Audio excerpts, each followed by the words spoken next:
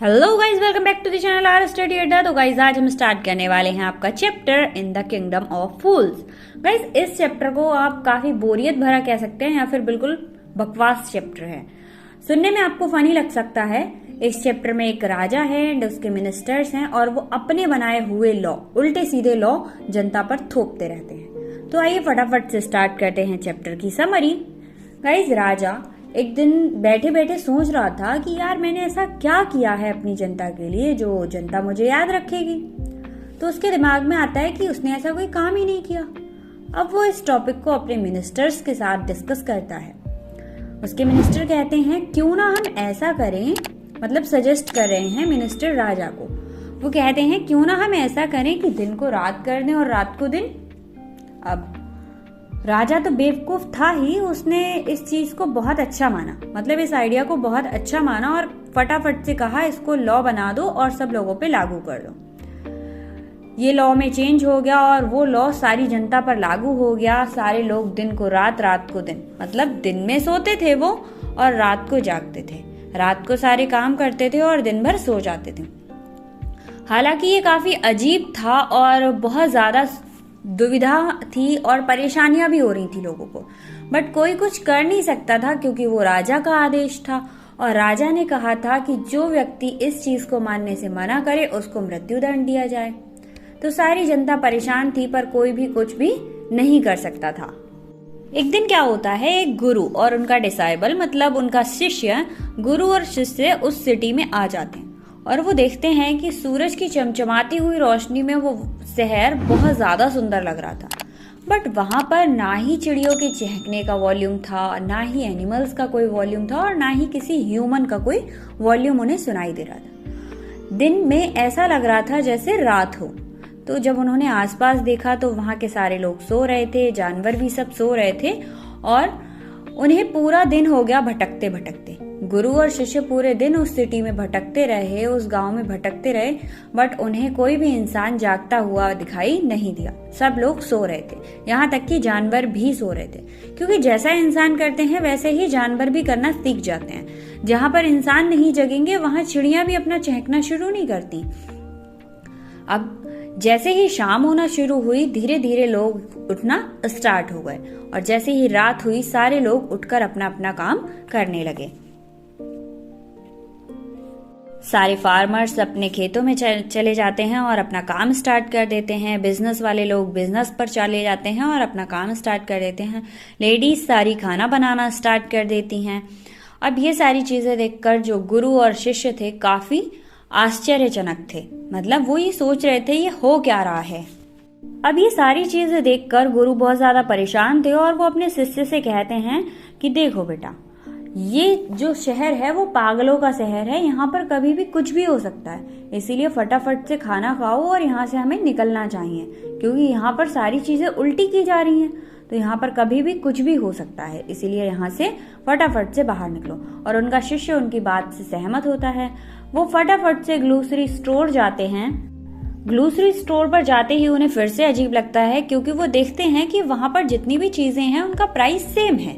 1 kilo चावल, 1 kilo दाल, सबका price same है और वहां पर केवल आप एक डुड्डू में सारी चीजें खरीद सकते थे। वहां की करेंसी रही होगी डुड्डू, तो उसमें आप सारी चीजें खरीद सकते हैं। अब गुरु और शिष्य अपना दिमाग लगाते हैं और एक डुड्डू में सारी चीजें खरीद लेते हैं जिससे उनका पेट भर सके। अब सारी चीजें लेकर गुरु और शिष्य बाहर निकलते हैं एंड उसको पकाते हैं। पकाने के बाद खाना खाते हैं। गुरु शिष्य से कहता है कि देखो बेटा, अब हमने खाना खा लिया है, अब हमें इस बेवकूफों की नगरी से बाहर निकलना चाहिए, फटाफट से इस जगह को छोड़ देना चाहिए। बट शिष्य कहता है नहीं, यहाँ पर ही रुकते हैं क्योंकि यहाँ का खाना कितना सस्ता है और कितना अच्छा है, यहाँ पर कितना सारा खाना मिलता है खाने को। तो उन्होंने फिर से कहा कि ये बेवकूफों की नगरी है, यहाँ खाना सस्ता जरूर है बट कभी भी कुछ भी हो सकता है। उसका शिष्य नहीं मानता है और वो कहता है नहीं, मैं यहीं पर रहूंगा। शिष्य उसे गुरु से छोड़कर चले जाते हैं। शिष्य वहीं पर रहता है और वो बहुत सारा घी, वीट, राइस, ऑयल सब कुछ खाता है। सारी चीजें खाने के बाद वो एक मोटे सांड जैसा मोटा हो जाता है और वहीं पर अपनी लाइफ जीने लगता है क्योंकि वहां पर खाना बहुत ज्यादा सस्ता है और उसे खाने का बहुत ज्यादा शौक है। अब वो एकदम मोटे सांड के जैसा मोटा हो चुका है। अब चैप्टर में आगे क्या होता है। एक दिन सुबह सुबह का टाइम था, चमकती हुई धूप थी, तो एक चोर एक मर्चेंट के घर पर घुस जाता है चोरी करने के लिए, दीवार में एक होल बनाकर।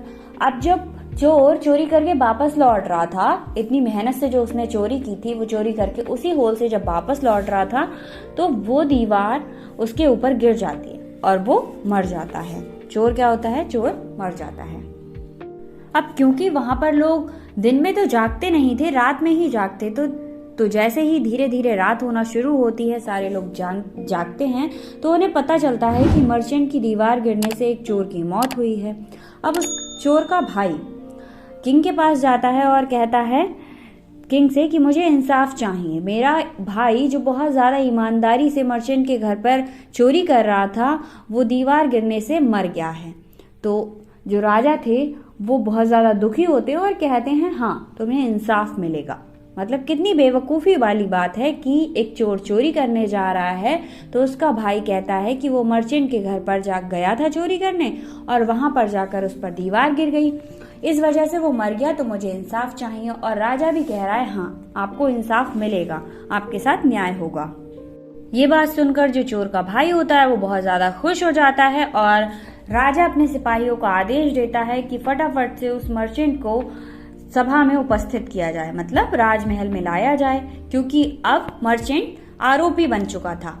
चोरी उसके ही घर पर हुई थी, पर मर्चेंट अब आरोपी बन चुका था क्योंकि उसी के घर की दीवार से उस चोर की मौत हुई थी। अब मर्चेंट सभा में आ चुका था और मर्चेंट से राजा क्वेश्चन करता है, क्या तुम वही इंसान हो जिसके घर की दीवार गिरने से एक मासूम बेचारे ईमानदार चोर की मौत हो गई? तो मर्चेंट कहता है हाँ सरकार। तो राजा कहते हैं तुम आरोपी हुए? मर्चेंट कहता है नहीं सरकार, मैंने, मतलब सरकार का मतलब है यहाँ पर राजा, वो कहता है नहीं, ये दीवार जिस मिस्त्री से मैंने बनवाई थी उसने मजबूती से दीवार नहीं बनाई थी, इसीलिए गिर गई, इसमें मेरी कोई गलती नहीं है, इसमें उस मिस्त्री की गलती है जिसने इस दीवार को बनाया था। अब राजा सोचता है हाँ यार, बात तो ठीक कह रहा है, जिसने बनाई है उसकी गलती है, इसने तो बनवाई थी, इसका क्या दोष है। वो फटाफट से तय करता है, राजा सिपाही से कहता है कि जाओ उस मिस्त्री को लेकर आओ जिसने उस दीवार को बनाया था। सिपाही जाते हैं, उस मिस्त्री को लाया जाता है और मिस्त्री सभा में उपस्थित होता है। फिर वो क्वेश्चन करते हैं, मतलब राजा क्वेश्चन करते हैं मिस्त्री से। वो कहते हैं क्यों, तुमने ये दीवार कैसे बनाई कि ये दीवार गिर गई और एक मासूम बेचारे चोर की मौत हो गई, अब क्या किया जाए। अब राजा सिविल इंजीनियर यानी मिस्त्री से कहता है कि अब तुम्हें मौत की सजा दी जाएगी एंड तुमने ये गलती क्यों की। मिस्त्री कहता है नहीं नहीं राजा, ये मैंने गलती नहीं की है, ये गलती उस लड़की की है जो मेरे सामने डांस कर रही थी, मतलब एक डांसिंग गर्ल की है। वो कहते हैं अब ये कौन है? तो वो कहते हैं कि मेरा ध्यान तो दीवार बनाने में था ही नहीं, क्योंकि एक सुंदर सी लड़की मेरे सामने से बार बार डांस करते हुए, मतलब बार बार इधर उधर जा रही थी, तो ऐसा लग रहा था कि वो मेरे सामने डांस कर रही है, तो मेरा पूरा फोकस तो उस पर ही था। तो राजा कहते हैं कि अरे ये गलती तो फिर लड़की की हुई। वो कहते हैं फटाफट से उस डांसिंग गर्ल को सभा में प्रेजेंट किया जाए। सिपाही जाते हैं और उस डांसिंग गर्ल को लेकर आते हैं।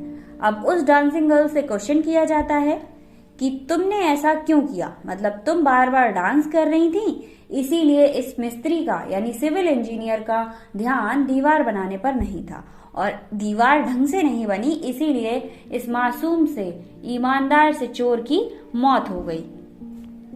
अब ये सारी बातें सुनकर जो डांसिंग गर्ल थी वो अपनी सफाई पेश करना शुरू करती है।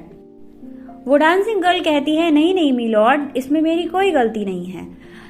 एक्चुअली मैंने अपनी जो ज्वेलरी थी, गोल्ड ज्वेलरी, वो गोल्ड स्मिथ को दी थी पॉलिश करने के लिए, और वो गोल्ड स्मिथ मेरा काम कर ही नहीं रहा था, मुझे बार बार उसके घर पे जाना पड़ रहा था।